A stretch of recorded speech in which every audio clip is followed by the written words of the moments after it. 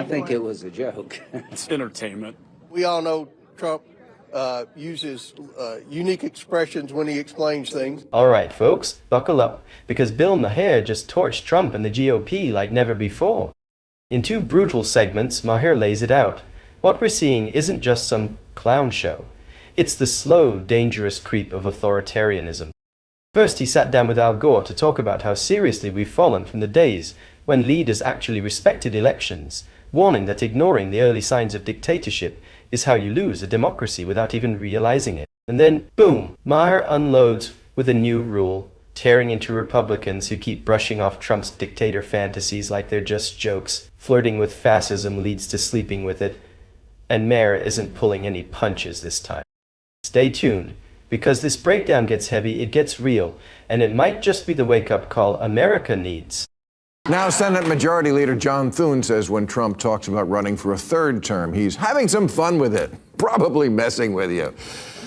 Yeah. When I challenged Ben Shapiro here on Trump being too dismissive and reposting that Liz Cheney deserves to be tried for treason, Ben answered sarcastically, "Wait, he said shit? That's crazy. Donald Trump said shit?" This is such an interesting position for a political party to take about their leader. Trust us, there's nothing to worry about. Our guy is just full of shit. Trump is the only president when you're relieved, when he doesn't keep his campaign promises. And always the idea that if Trump really did cross the line, these Republicans say, oh, they would object. I asked Charlie Kirk about Trump, saying that he would like to put homegrown Americans in Salvadoran prisons. And Charlie said, if he were to do that, I wouldn't support it. But I think that's just a one-liner. Yeah, like Henny Youngman. Bill Maher just nailed one of the biggest problems in American politics right now, the normalization of authoritarian rhetoric. Republicans keep laughing off Trump's dictator talk like he is just a weird uncle making inappropriate jokes at Thanksgiving, saying things like, oh, that is just Donnie being Donnie. Casual remarks about being dictator for a day or throwing American citizens into Salvadorian prisons without trial are treated like harmless entertainment. Maher points out that these are not jokes, they are trial runs for real tyranny. Every time Republicans excuse it or brush it off as entertainment, they move the country one step closer to something far more dangerous. Maher savagely compares it to flirting with fascism, where at first it feels harmless, but eventually you wake up married to a dictator and wondering how your country ended up with curfews and loyalty oaths. It is not cute, it is not funny, and pretending it is no big deal is exactly how democracies die from the inside out. Trump is not workshopping jokes, he is road-testing authoritarianism, and the Republican Party is standing by, cheering him on like it is karaoke night. The issue that to me is the central issue of our time is the peaceful transfer of power. Yeah. And you were the guy, I mean, there's 2 presidents, you and Nixon. I mean, Nixon could have contested the 60 election. It was close. Maybe there was some cheating in Chicago. Wouldn't have mattered in the Electoral College, but you're right. He did the right thing. As you did. Thank you. You know, and thank you for your service. Yeah. Seriously. I mean, but, you know, so each side took one for the team. But that era is over. Now they don't even acknowledge real elections. Well, you were the first one that I heard to predict that Trump would not leave the White House. Endlessly. He tried not to. Yeah. As for what I did, I just say, you know, all I did was what Winston Churchill said about the American people. They generally do the right thing after first exhausting every available alternative. Right. Al Gore and Bill Maher dive deep into one of the most crucial, yet increasingly endangered, traditions in American democracy, the peaceful transfer of power. Gore, reflecting on his concession in the controversial 2000 election, is rightly praised for putting the stability of the country above his personal ambitions. Despite enormous pressure and legitimate concerns over the election results, Gore accepted the Supreme Court's decision and stepped aside without fueling outrage or undermining the legitimacy of the government. Maher contrasts this example of statesmanship with today's toxic political environment, where losing candidates often refuse to accept reality and instead spread conspiracy theories about rigged elections. What was once considered the basic cost of participating in democracy, the willingness to lose gracefully, has now been replaced by dangerous narratives that paint every defeat as illegitimate. This refusal to concede has fueled widespread public distrust, triggered political violence, and shaken the very foundations of American democracy. Gore and Maher's conversation underscores that a democracy cannot survive if the peaceful transfer of power becomes optional or negotiable. It is not just about following norms for the sake of appearance. It is about maintaining the trust that allows a diverse and divided nation to coexist without falling into chaos. When leaders refuse to accept losses, they signal to their followers that elections are meaningless unless they win.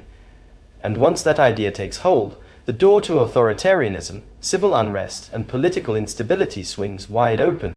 What Gore did in 2000 was not just a personal sacrifice, it was an act of patriotism that protected the nation. Today, that same spirit of responsibility is missing in action, and the consequences are already showing. Yeah, so I think we generally have the same view of the Trump administration. Yeah. You were in the news this week for invoking Nazis. Well, I didn't do what J.D. Vance did and call Trump America's Hitler when he did that a few years ago. I think there's a what he actually said was, I think about Trump a lot, and he could be an asshole just like Nixon, or he could be America's Hitler. Oh, that's accurate, and I remember thinking, oh, so the good option is that he's just an asshole like Nixon? Well, I think there's a big difference in comparing someone to Hitler on the one hand, which I don't do. I think that's a big mistake. And I said that in the speech that you're referring to. That's a unique form of evil that should not ever be compared to anything.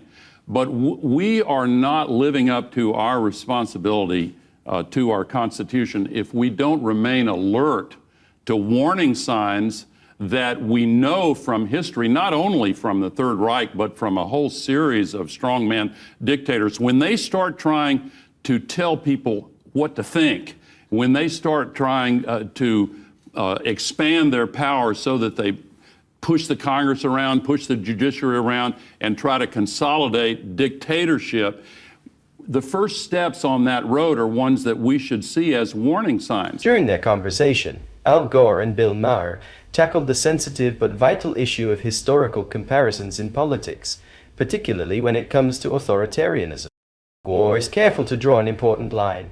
He warns against casually comparing figures like Trump directly to Hitler, stressing that such comparisons diminish the unique horror of the Nazi regime and can cloud honest political analysis.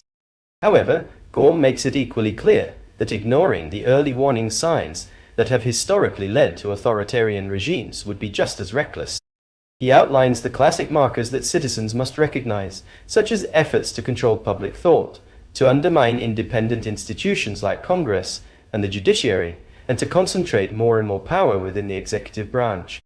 The message is not that America is immediately destined for dictatorship, but that history has shown repeatedly how fragile democracy can be when people become complacent. Gore and Maher emphasize that vigilance is not about hysteria or paranoia. It is about acknowledging that free societies do not collapse overnight. They erode gradually, often because citizens fail to take small but significant abuses of power seriously enough. The conversation serves as a stark reminder that the health of a democracy depends not just on leaders behaving ethically, but on ordinary people paying attention to political patterns, challenging overreach, and refusing to normalize abuses of power just because they happen slowly or under the guise of entertainment. Staying alert to these warning signs is not alarmism. It is the basic duty of anyone who values freedom. Thanks so much for watching. If you found this breakdown helpful or eye-opening, make sure to hit that like button and smash that subscribe so you do not miss any of our deep dives into the madness of modern politics. Your support helps us keep bringing you real talk without the spin. Stay sharp, stay informed, and I will catch you in the next one.